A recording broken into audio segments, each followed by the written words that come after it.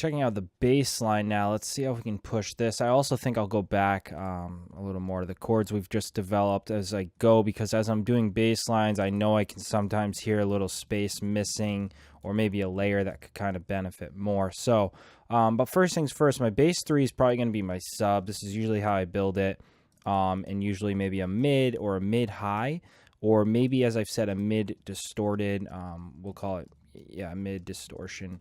I like really having that harmonic distortion in the bass line. So now my bass 3 being my sub, let's go down to Serum here, and I want to show why I use a bass like this, a sub bass.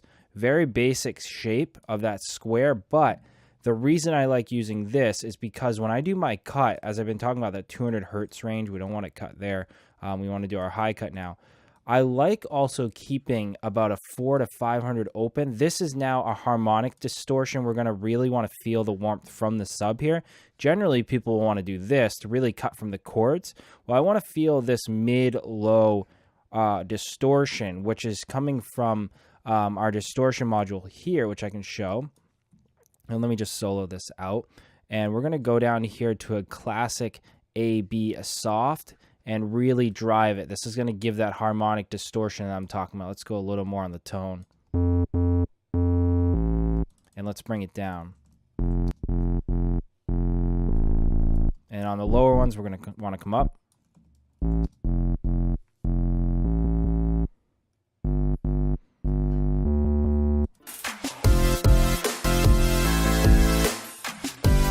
Okay, bass 2, let's head on over to Silence. Is a great one that I use in here that's really distorted and kind of guitar driven. This has a lot of distortion on it.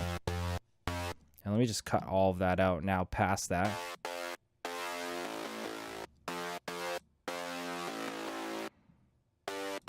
And I want to really wrap this around it, so this is almost going to be louder in a way. Let's bring this back here.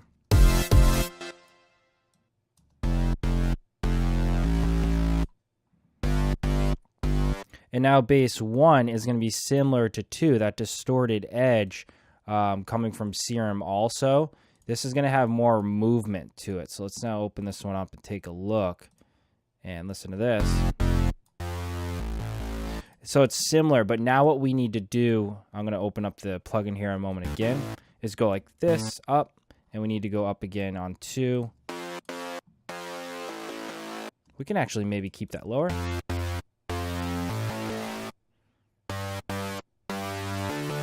So these are kind of similar sounding bass lines if you think about the processing on as far as the distortion on both of them. If we take a look, we're really getting that crunch, the bit crusher on this one, and then we're doing tube distortion on this one. It's creating a different effect. It's getting harmonic distortion, and our subwoofer almost has that distortion in it too. So I'm really warming up the low end.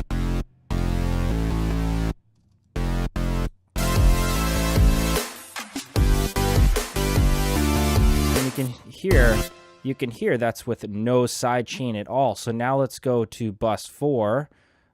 Sometimes, I'll be honest, sometimes this is a really cool thing to do, even though there's slight reverb on our main drop chord channel, I call it, or bus. Sometimes I will send the bass line to that exact bus. Now, that's not a traditional thing because there is reverb on that. Why would you want reverb on your bass, you know, your sub? That's usually a no. There is times where I like to get away with messing with slight short plate reverb on the bass lines. But for this one, we're going to copy this all over and take a look at the bass here as far as sidechain settings. Generally going to want to dial things in. Pretty familiar with the last one. Let's turn this down. And you guys can see I'm really pushing the red. Honestly, on this start to finish today, I'm going with trusting my ears. The rule of thumb with gain staging, we talk about many, many times.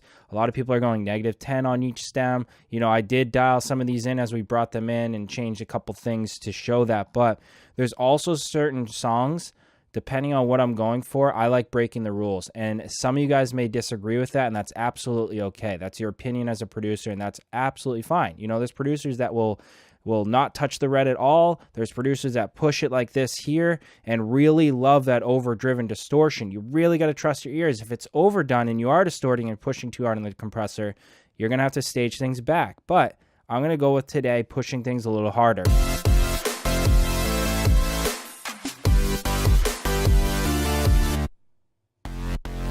And generally, I'm going to want to wipe some of this out on the high end. So my kind of the chord, healthy, noisy stuff up here in the 10K, it'll collide with that distorted bass.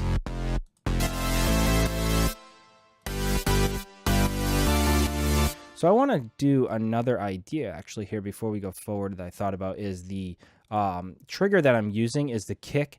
I actually would like to see... actually, if I go back here, I'd like to see what the snare actually would do. So this is now a different sized sample that's being triggered. This is something I like experimenting too. Rather than using the exact same kick length, you guys can see we're using that shape as our trigger. Let's use the snare body and see how the sidechain actually reacts. So now we know we have to go in here and mess with our threshold a bit more and kind of come back to here.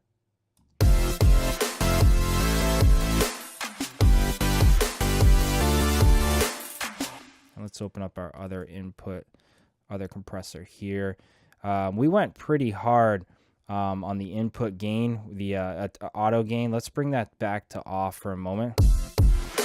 And let's bring the input back up.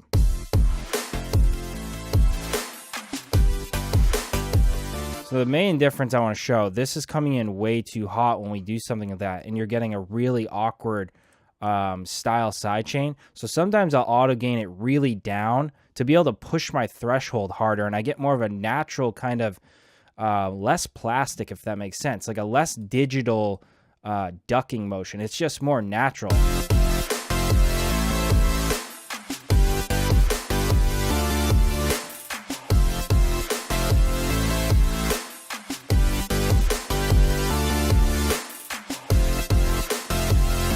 Okay, so I'm feeling, now that we have the bass kind of in there, I'm thinking bass 2, let me see.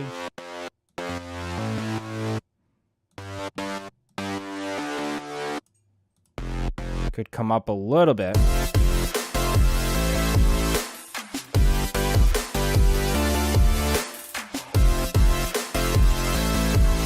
I also think I can add another chord layer in. Let me copy this down and go chord 3.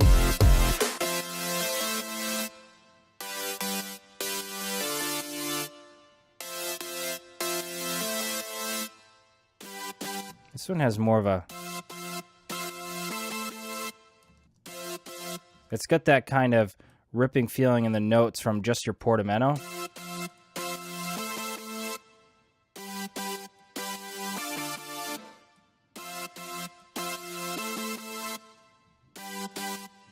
And let's leave the direction mixer off, meaning it's wide open to its original signal.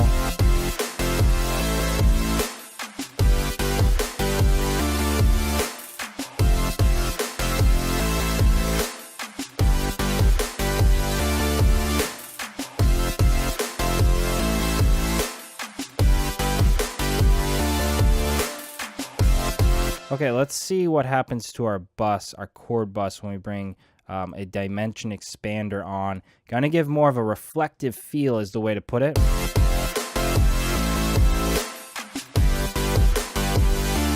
See how wider it feels?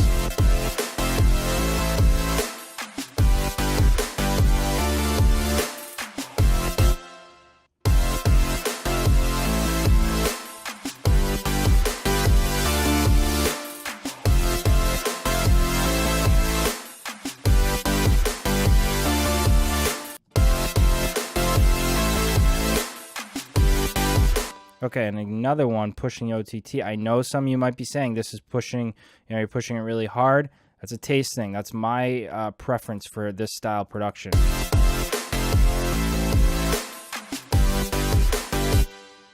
Let's move all this up to the top now.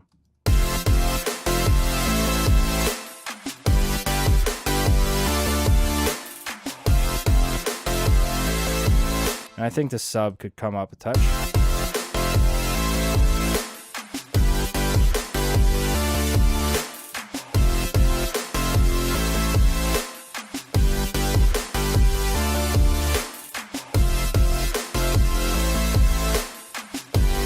So you're kind of getting that over compressed feeling. You can see the more I'm pushing that, this is going to be reacting to it.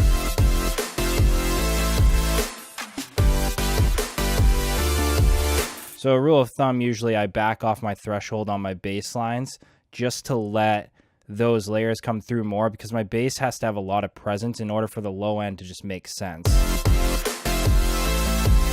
You can feel that rumble from 3.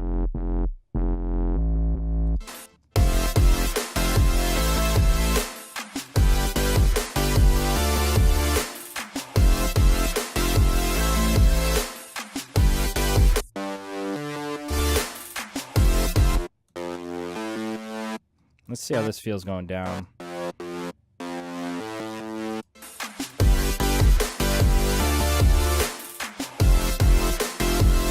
Okay, let's, while we're at our bass line, let's go into Serum and bring this up to 12 full octave and take a look at, let's just go here and we'll go over here. This is going to activate our pitch bend automation over here. And we always can toy around with just slight bits here. Just coming up a tiny bit.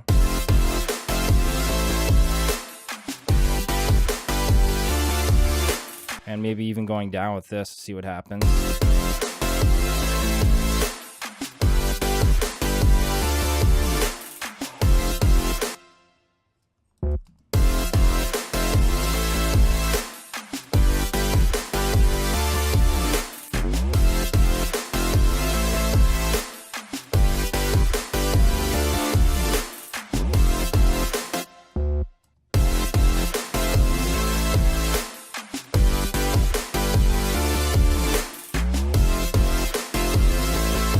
Just to give an small detail to the bass line, just to get that more motion to it. Stuff like that can go a long way. So I'm going to mess with that as we go, but I'm liking where this is at. Now I want to add a bit more to the MIDI, maybe a top lead to keep things going and just fill it out a bit more. So let's jump to that.